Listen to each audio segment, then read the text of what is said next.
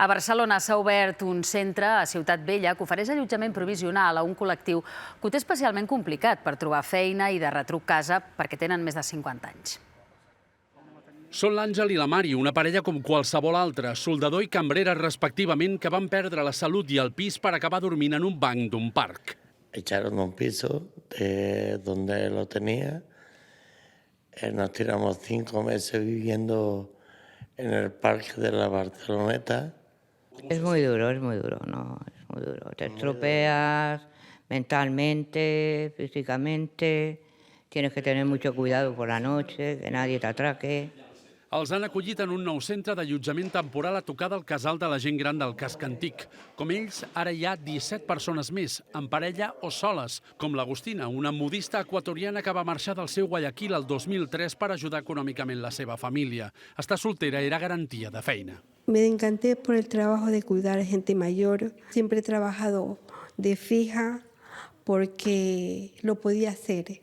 Estaba sola, no había nada que lo impidiera. Y sobre todo porque me sentía segura, estava bajo un techo.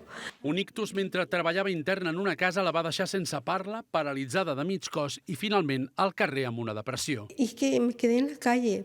Me ha pasado de todo, pero ahora ya lo puedo decir sin que me duela tanto. El centre el que fa és oferir una atenció a aquestes persones que estan en situació de carrer, que sovint també estan convivint amb malalties i moltes vegades aquestes malalties derivades del que nosaltres diem envelliment prematur, per aquestes condicions de vida, i aquí se'ls ofereix un espai que a més combina l'àrea més privada del que serien les seves habitacions, apartaments, amb espais comuns, perquè també és molt important que ells tinguin una vida a la comunitat i que puguin anar refent els seus vincles. No me lo podía creer, es que claro, es una casa. Y la cocina, que para él es lo esencial, porque le gusta mucho cocinar. Todo.